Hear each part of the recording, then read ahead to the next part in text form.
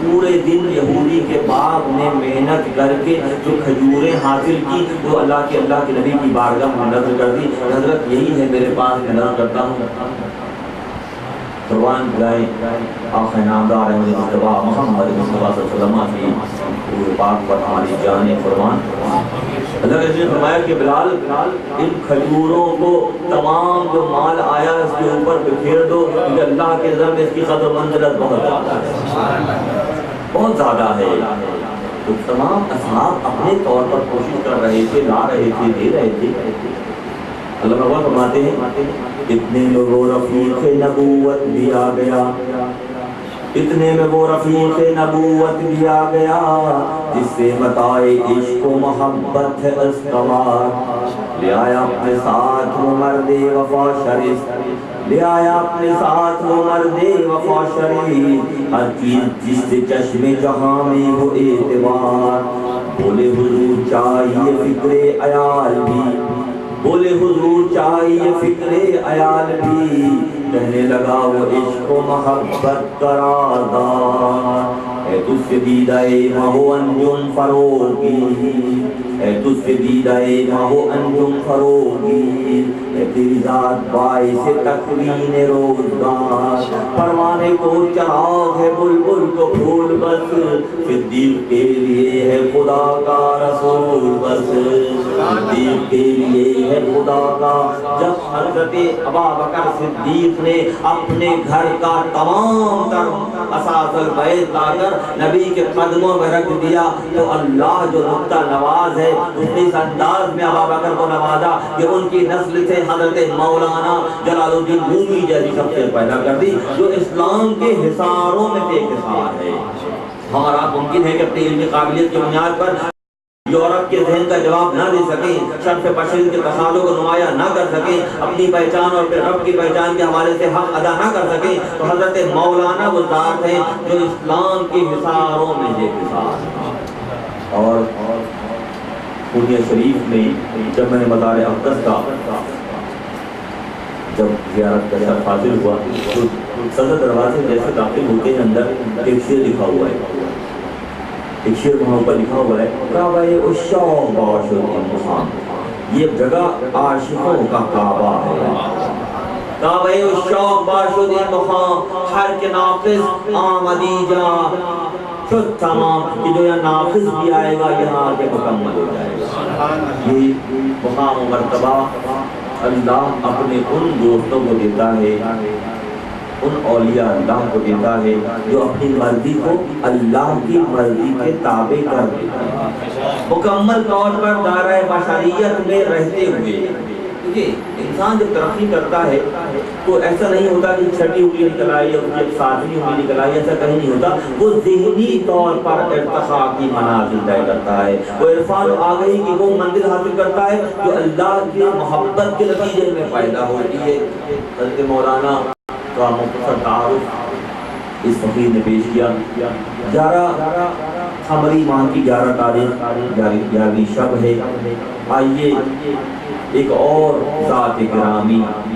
پر گفتگو کر لیتے ہیں، سن لیتے ہیں، وہ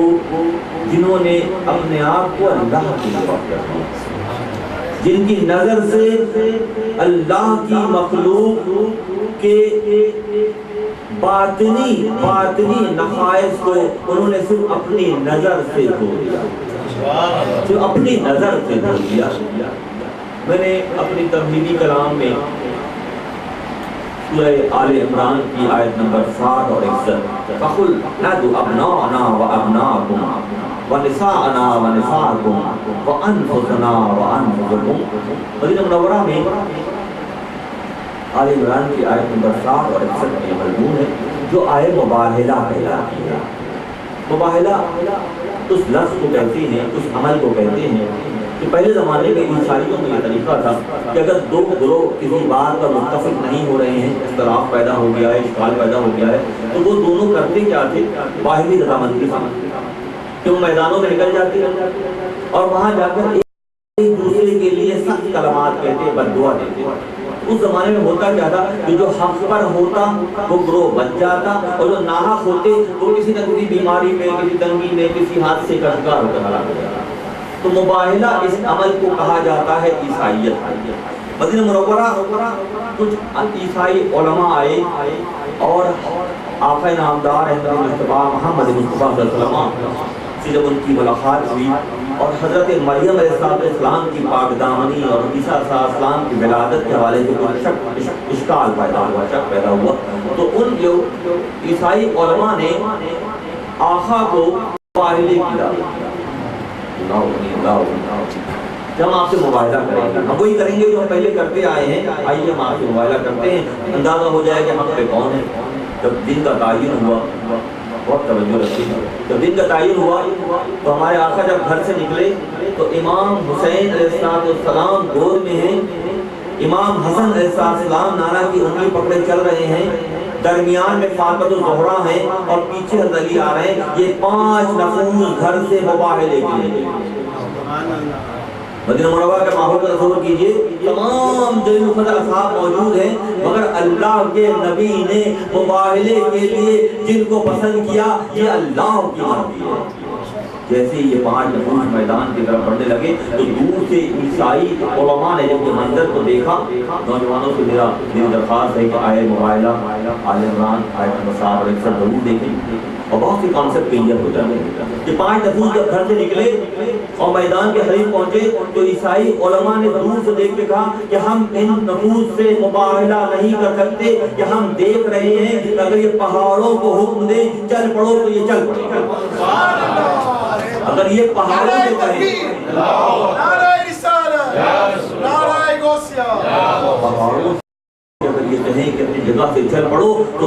ہم ان کو دیکھ رہے ہیں کہ اللہ تعالیٰ ان کی اس بات کی لاج رکھے گا۔ میں نے حضرت جس طرح سے مولانا کی خاندانی بیک گراؤنڈ کا تذکرہ کیا، اسی طرح سے یہاں امام حسن اور امام حسین علیہ السلام، امام حسن کی سری شہادت، چھپی ہوئی شہادت، اور امام حسین کی جہری شہادت، سردار دست دو در دست یزید، شاہ ہست حسین بادشاہ ہست حسین،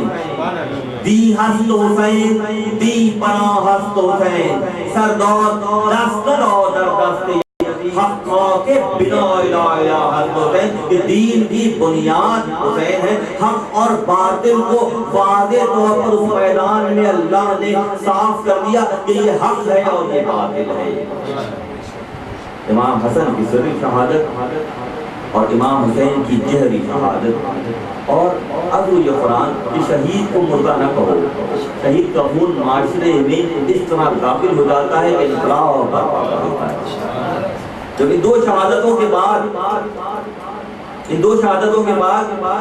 11ویں پشت پر امام حسن علیہ السلام سے اور 15ویں پشت پر امام حسین علیہ السلام سے ننیالی طور پر غوث اعظم کی ولادت ہو رہی ہے۔ سبحان اللہ۔